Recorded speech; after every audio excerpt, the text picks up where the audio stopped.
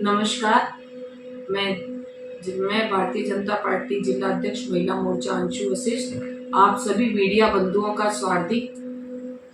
हार्दिक स्वागत और अभिनंदन करती हूँ। आप इतने शॉर्ट नोटिस पर यहाँ सभी पधारे। आज मैंने आप सबको कल दिनांक 2 अक्टूबर को भारतीय जनता पार्टी युवा मोर्चे के पूर्व जिला अध्यक्ष हेमंत पुरोहित ने प्रेस कॉन्फ्रेंस करके पार्टी के पदाधिकारियों व मोर्चों के जिला अध्यक्ष पर अनर्गल टीका टिप्पणी की और आरोप प्रत्यारोप लगाए गए हैं। उसमें महिला मोर्चा जिला अध्यक्ष होने के नाते मेरे ऊपर भी बाहरी होने का आरोप लगाया है।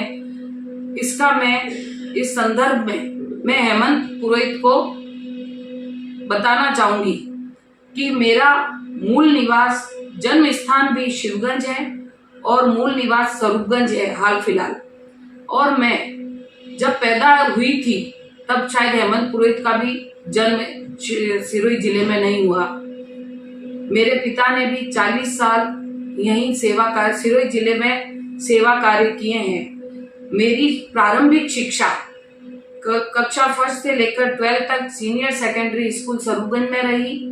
91 से 93 मैंने STC डाइट आबू पर्वत से की और 94 से मैंने राजकीय सेवा में अपने अध्यापिका पद पर रहकर कार्य किया। 10 वर्ष तक मैं अपने अध्यापिका पद पर कार्य करती रही। इसी बीच मेरी शादी राजस्थान में ही कोटपुतली में मेरे पिता द्वारा की गई, जहां पर मेरे पति का व्यवसाय था।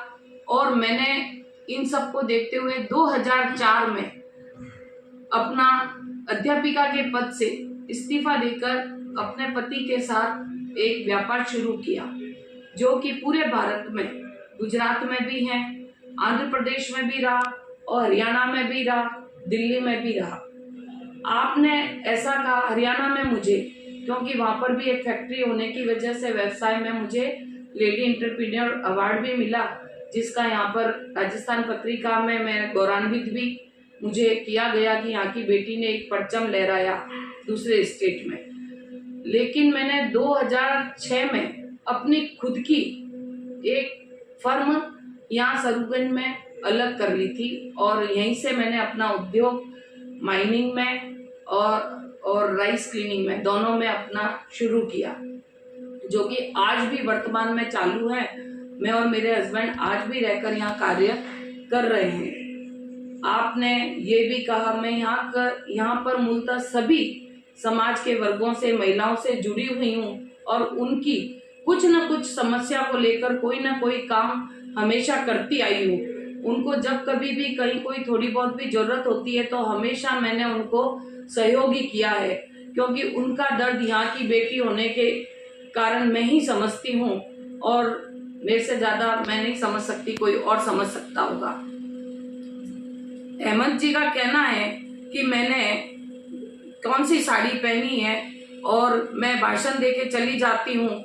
तो पहली बात, मैं कौन सी साड़ी पहनती हूँ? मैं सिल्क की पहनती हूँ, मैं कॉटन की पहनती हूँ, मैं जैसी भी पहनती हूँ अपने खुद की कमाई से, अपने पति के कमाई से ही पहनती हूँ और इतनी बड़ी उद्योगपति हुई हूँ तो ये भी मैं अपने मेहनत और लगन के कारण हुई हूँ। इसलिए आप कृपया मेरे ऊपर अनर्गल आरोप ना लगाएं और मुझे बाहरी कहने का आपने कोई ठेका नहीं ले रखा कि मैं बाहरी हूँ।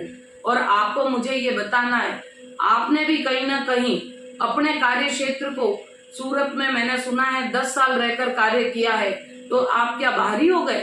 और महिला यदि बाहर चली जाए, वहां रहकर काम करे तो हम बाहरी हो गए? मैं आपसे फिर पूछना चाहूंगी, आपने मुझे बाहरी का और मेरे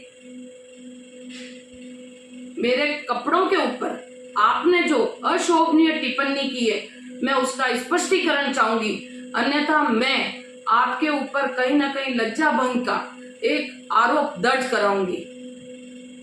जय हिंद, जय भारत।